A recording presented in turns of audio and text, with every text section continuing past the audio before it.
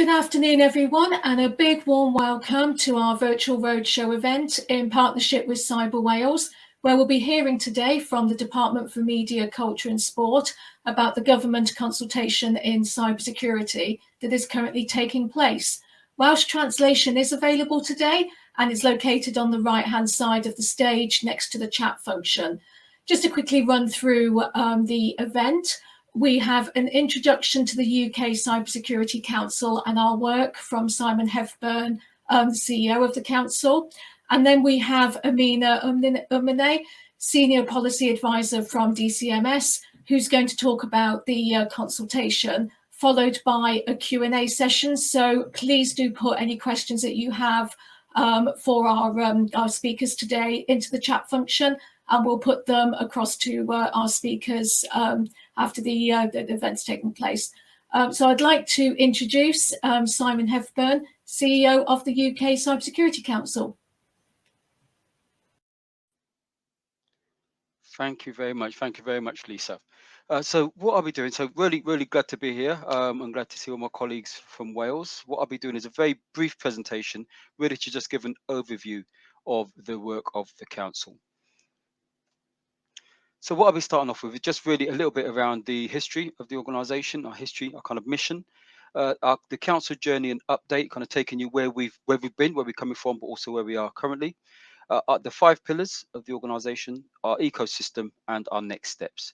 And obviously, you know, we're not so much shorter time, but so I will be taking my time as I go through, but it will be a whistle-stop tour. There's an awful lot of more information that sits underneath this, but it's just a whistle-stop tour, some of the kind of key areas. Key part of the history of the organisation was back in 2016 when the release of the National Cyber Security Strategy 2016 to 2021. Within that document, there was some key kind of request or information that really where was highlighting the importance of, you know, the development of the sector. So want to develop and accredit the cybersecurity profession. And also to look at kind of creating an organisation that would be a focal point in which the government can basically advise and shape, or we could basically advise and shape national policy and policy that was going to be developed over the next 3 to 4 years. And then in 2018, there was the National Cybersecurity or Skills Strategy.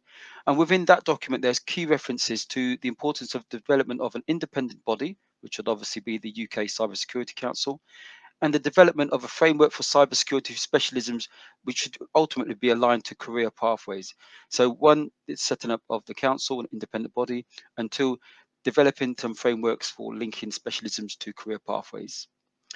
And then in 2019, DCMS, who's with us today on this webinar, appointed IT as the organisation to lead the organisation kind of development, working with 15 other cybersecurity professional organisations and working through 10 key work streams, so including standards, ethics, governance, careers, etc., and really developing some of the foundation work, which we basically which really informed our development as an organisation, and really we're now using that as part of our what we call ongoing formation.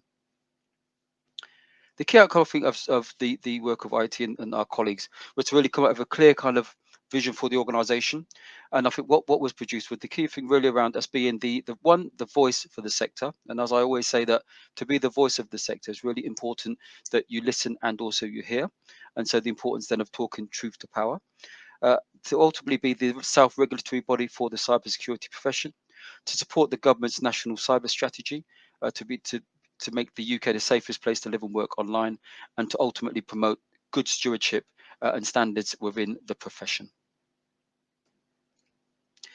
In March 2021, the formation project basically came to an end, and that was really the formation of the independent entity being the council, so the UK Cybersecurity Council. Then in July 2021, we were granted charitable status. In September 2021, I was appointed as a CEO, and we also opened our organizational membership program. So we had several organizations then joined and are still working with us now, and I'll take you through some of the things that we're doing with our members. In November 21, we achieved and was granted Royal Charter by the Queen. So we're currently just waiting for the formal kind of Great Seal. But once that's there, what we'll be able to do is to then offer Chartered Cybersecurity Professional kind of certification, which is going to be fantastic.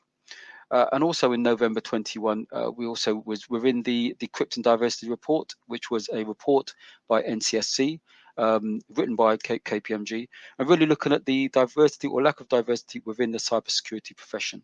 So within that document, there are 5 recommendations, 2 of which with the council we'll be driving forward. And so we'll be looking at that on an annual basis to see what kind of changes are basically made. But really celebrating diversity definitely within the sector. And then, as we all know, in December 21, the National Cyber Strategy was launched. And again, within that, there's some key components, obviously 5 key pillars, and I will go in where we are in relation to the council and our kind of focus. From January this year, again, we've been working really closely with DCMS, NCSC, and ourselves. And I think I'm really clear that something my chair always says, that we need to stay as an organisation in our swim lane. So we're really clear. Our key agenda is really around expanding and extending the kind of sort of cybersecurity skills, the talent pipeline, really making this an occupation and career that people want to come into, and the whole standards development and career route map. So we're very focused on our pillar in a sense. And we're really clear that NCSC is the technical or kind of authority. So working in close collaboration and partnership with them is advantageous for both organisations. And then February and March, kind of moving forward, we obviously started our UK-wide DCMS Consultation Review, Consult Roadshow, which is obviously one here today. So we've worked with Northern Ireland and with Scotland last week, and we've got England next week. So really pleased to be here with colleagues from Wales. And also our Standards and Careers Roadshow, which I think is this Friday for Wales. And again, we've got one more in England taking place.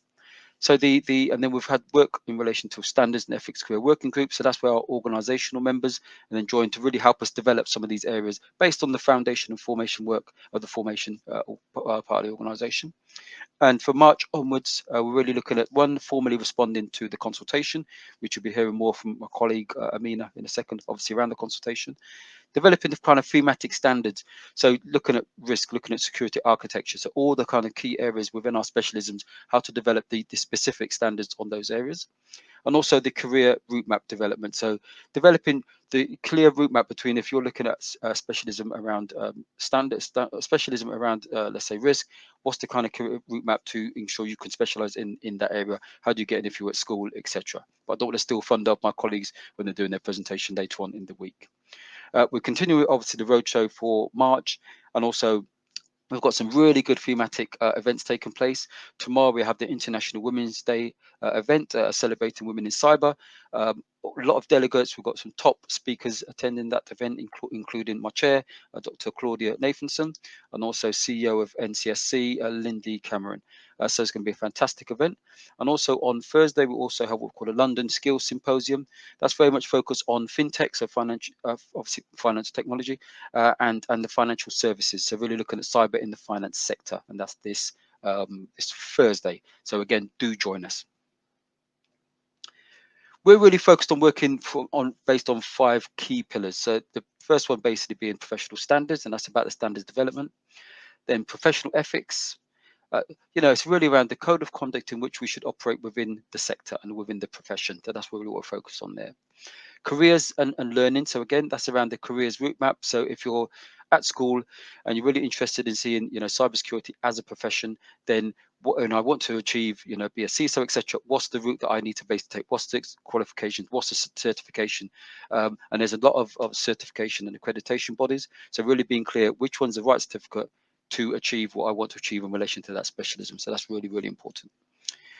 The outreach and diversity, so that's very much focused on the outreach, really, again, engaging with schools, colleges, universities, making this a kind of career and a profession that people want to go into. But first of all, that they are aware of, because just similar to engineering or accountancy or law, at school, children will usually say, these are the professions I would like to go into.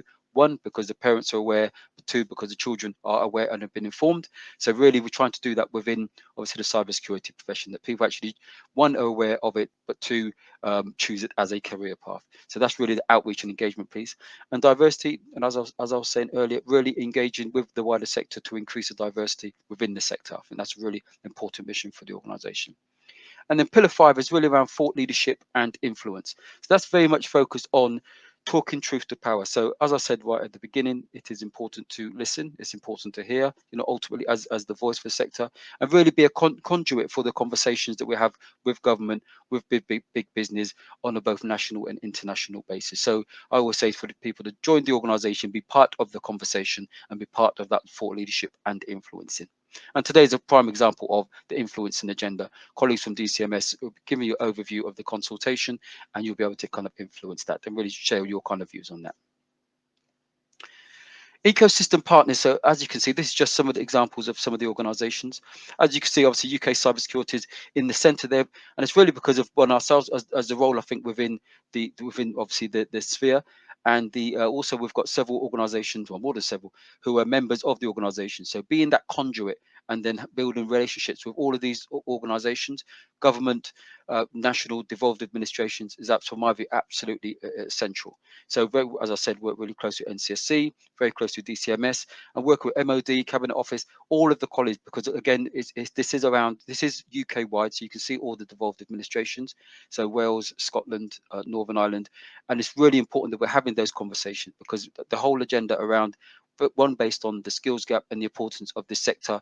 This is not an England issue. This is a UK wide issue, and I think we all need to work together to be able to achieve that and to get the positive outcome, which we're basically really focused on. So within the strategy, the National Cyber Strategy of 2022, again, we're really focused on obviously Pillar 1, so the UK ecosystem. And the core objective there is around enhancing and expanding the nation's cyber skills at every level, including for a world-class and diverse cybersecurity profession that inspires and equips future talent. I think that small paragraph really encapsulates the core mission of the organization. So if you said, what are we focused on as an organization, it's absolutely objective 2 and driving that agenda forward, working with the eco partners, which I've just shared. And then we've obviously got the consultation. So I'm not going to steal the thunder of my colleague who's joined us today. So she would be talking to this, so the whole consultation around the closing date and the kind of key components within it. So I won't steal her thunder. So I'll say no more on that one for now. For the organisation, I think our core next steps is one, really obviously aligning to the National Cyber Strategy. So we'll be developing our own strategic plan, very much aligned to the strategy and the key kind of KPIs and components that we'll be driving forward. Continue our kind of development of the professional standards and the career route map to really make it work for the sector, and really having those conversations, using our members, organisational members, working with different government departments to really both develop and to critique all of that work. Form strategic alliances to support our objectives, and that's really again around the kind of ecosystems. That's where people are involved in pilot programs that we're basically running, or there's some great work taking place, in different regions. Different regions are key kind of activities, and we think that actually could be amplified or scaled up, and really engaging with those organisations are part of that objectives. Engaging with the wider sector, I think, part of our strategic developments. And that's really, again, really around working with strategic partners around what we're developing strategically, really getting people engaged in that piece of conversation. So again, where organizational members will be part of our committees, will be part of our ongoing working groups, and informing those kind of developments. So really, again, kind of getting actively involved. And then implementing the chartered organization requirements. So moving towards the chartered organization. Organization World Charter, and really focusing on what that means, we're doing a lot of work at the moment around the kind of what we call the equilibrium. So really looking at what would be the requirements of a chartered cybersecurity profession, and so really looking at that in comparison to other professions, engineering, law, accountancy, etc., and make sure we've got some kind of equilibrium, but being clear about what that criteria is. But also we're looking at, so chartership really at the top level, then also principal, and then also associate. So what are those 3 levels? Because I think it's important that we don't just have the top level and people don't know what the route is to ultimately be achieved, kind of chartership. So having the 2 other levels is really about having the building blocks as you move towards chartership. And the final one is really about developing a fit for purpose organization. So we did have 6 opportunities, 6 posts that were available. I think 4 actually closed today, so only 2 more I think they're still live. And I think that's really important. So based on our key performance indicators, based on our key mission, we're developing an organization that's fit to develop and drive that mission forward. So again, now I think about 2 more roles are still online, so if people want to apply, please do. But we'll really be focused very much on developing a high performing organization and team.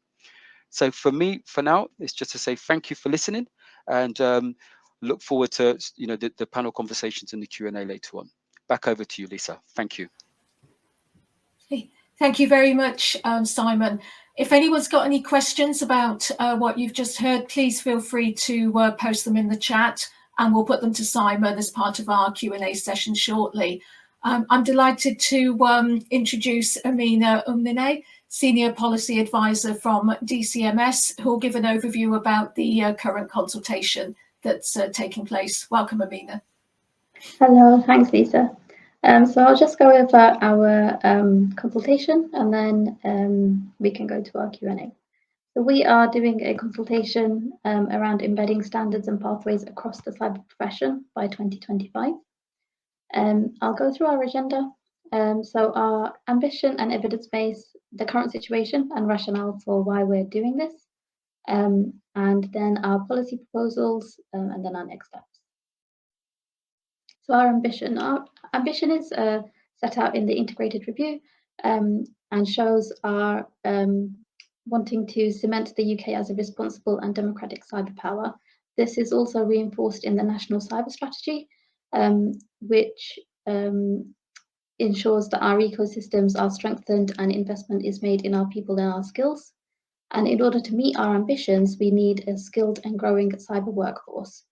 Our focus has to be to ensure that there is a sustained and skilled supply of diverse and high quality cyber professionals going into the sector, and professionals that are able to navigate through the sector more broadly as well.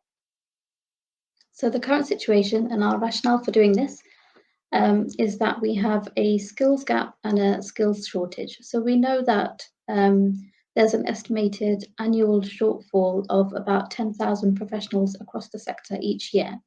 We also know through our engagements with businesses and employers that there is a 50% basic skills gap in the sector, and a 33% advanced skills gap across the sector. We also know that career pathways for individuals are hard to navigate, and people are finding it hard to get into the sector and be able to move around once they are in there. We also know the sector lacks diversity compared to similar sectors like IT, and that's also something we want to address. So we look to the Cybersecurity Council, which was funded by DCMS and launched last year. We look to the council to become the professional authority for cybersecurity, set the standards across the profession, and bring together the existing certification and qualification bodies under one clear umbrella. We also look to them to create clear pathways for professionals, helping them to navigate through the sector. So our consultation sets out our strategic ambition over the next 3 years. And for this, we look to ensure that the council has the right amount of support from government to ensure its success. We have a couple of measures in the consultation, one of which is a legislative measure, considering the council considering the viability of the council to regulate the use of job titles of cybersecurity professionals. What we're not doing is looking to consider licensing by activity. We want to ensure that we raise the standards and competence is recognised across the sector, rather than bringing in additional barriers into a sector that already has a large skills gap and a skills shortage. We also look at non-legislative measures, which is around bringing in government levers to embed the council's standards across procurement and recruitment in DCMS and across government. And our next steps. Our consultation closes on the 20th of March, and we have an ambition to publish a government response in June. Thanks, Lisa, and we can go to our Q&A.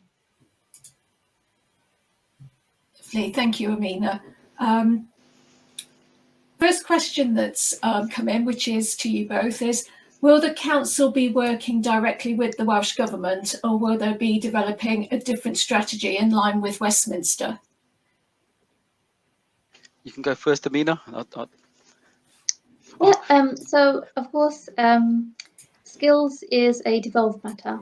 So, but we do look to the council to have partnerships across the devolved administrations and internationally as well. So we do look to them to support in however they see fit and however the Welsh Government see the council being useful and the support of Westminster being useful. Absolutely. I mean, absolutely, Amina. I think from my view, it's absolutely a case of, we are the UK Cybersecurity Council, so it's about the importance of working with devolved administrations. We're definitely around sharing best practice, definitely around the conversations, definitely when we're looking at developing standards, that we're not developing it just for England or England and Scotland. It's actually across the whole piece. So active engagement, active conversations, building that relationship, from my view, is absolutely essential. Thank you. And another one that's come in is, could you define legislate by professional titles? Do you want me to go, Simon? Yeah, absolutely. Yeah. Yep. So similar to what we're trying to do is bring in something similar to dietitian versus nutritionist. So what we look to do is not legislate by activity. So we don't want to prohibit practicing in the sector. We want to look to professionals to have particular job titles that are protected. So it could be a chartered status or something similar, where a job title is protected, like a dietitian's role job title is protected, but a nutritionist can still practice in the sector. Yeah, that makes sense. Okay, Nothing to add to that. I think Amina's covered that perfectly. okay, thank you, Simon. I'm not sure if I can see any more questions come in. I think we've just got one come in just now.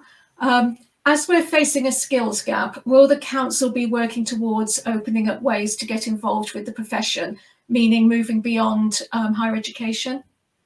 Absolutely. The key part of, I think, our outreach work is absolutely around engaging with schools, engaging with colleges, engaging, obviously, yes, with higher education. Because as I said earlier, I think it's really important that especially for two things really. One, young people understand that this is a fantastic profession and a fantastic career, but they need to be made aware of it, and that includes parents. And also that for people who want to change careers, because there is a large perception of that you needed to be a programmer or have a lot of knowledge of skills in IT to join the sector, and that's obviously not true. In some areas it really would be advantageous, but not true. So we absolutely are looking at things obviously like apprenticeships. We're looking at obviously technical qualifications or T levels, etc.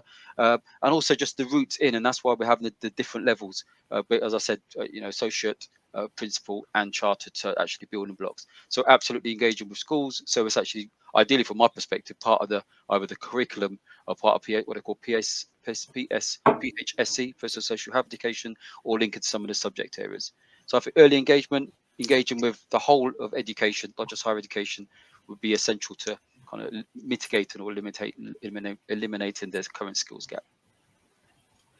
Okay, thank you. Anything you want to add to that, Amina? No, I think you've said it all.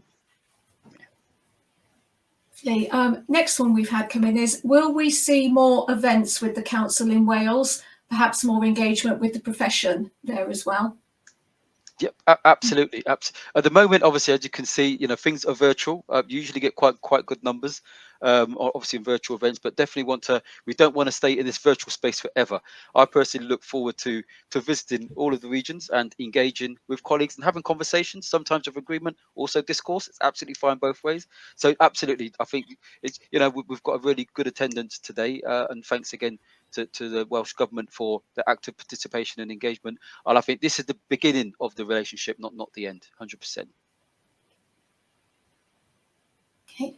Anything you want to add to that, Amina? Or you? No, I think Simon's said it all. Yeah. Partnerships are all up to you, Simon. Yeah. Thank you, Amina. Okay. Next question. Are there plans to work with universities in developing courses that align with professional job titles? Right, that's a really interesting one. So I was at an event last week in Oxford, and that was with the team from CyBOC and University of Bristol, etc. And I think The key things there is really around there's several universities that offer really good high quality courses around cybersecurity at degree or master's level, and really, but it's really around, but others that are, there needs to be some additional development. So our key thing is really about, we've got several universities that are members, but it's more their kind of technical team more than the university itself. But I think really engaging with universities around what we're developing around the kind of professional job titles, around the key roles, around the kind, one again, the kind of core skills gap, but definitely engaging with universities around some of our ongoing developments. So yes, there's plans to work with universities, but wider, it's not just universities, it's wider field as well, CISOs and different membership organizations. It has to be cross-cutting, because it has to reflect what's taking place in the wider sector. Thank you, Simon. Just to add to that, sorry, Lisa, people like obviously the Department for Work and Pensions, that's going to be key in relation to this whole area, because of also the National kind of Career Service, because we have to be clear what the job titles are, what's the core role and activity, and what's the kind of accreditation and qualifications that are required. So I think that's going to be key as well. Thank you. I believe that, no, sorry, one more question's just the second come in. Have you engaged with the Regional Skills Partnership in Wales? I don't think so. We've engaged with UKC3, we've engaged with Cyber Wales, we've engaged with Cyber Wales, but Skills Partnership, no. Would love a contact. Reese, thanks very much for the question. If you could send for a contact through, that would be fantastic. And if you're from the organisation, that'd be even better. But love to, absolutely. Thank you. I believe that's the last of the questions. If anybody's got any more that they want to send in, please do so now, and I'll just give you a few seconds in case there are any more.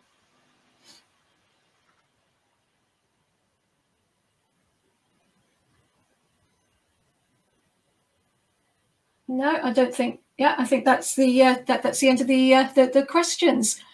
So we're wrapping up quite early today. So it remains for me to say thank you to everyone for attending and for sharing your questions during the event, and also our speakers, Simon Hepburn and Amina Umnine. I'd like to ask you all to formally respond to the consultation that closes on the 20th of March. It's really important that your voice is heard. And the only way that that can happen is if you could take a few minutes to have a look at the consultations and respond formally to them. And as Simon mentioned earlier, we have some more virtual roadshow events. We have Cyber Pathways and Standards and Ethics in partnership with Cyber Wales this Wednesday at 1 o'clock. And then we have the following week, we have England with DCMS and for Career Pathways and Standards. And please do check our website for more details of these. And we do have 2 additional events coming up.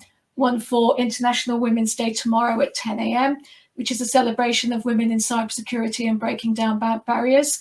And we have keynote speakers, Lindy Cameron, CEO of the NCSC, amongst others. And then on Thursday, we have an event titled Taking the Lead, Ensuring London has the world-class cyber skills it needs, in partnership with City London University. And that's this Thursday at 9 a.m. And again, do check our website for registration and to sign up to those. So thank you, everyone, for attending today. Thank you, Simon and Amina, and enjoy the rest of your day. Thank you, Lisa. Thank you, everyone. Good to see you all.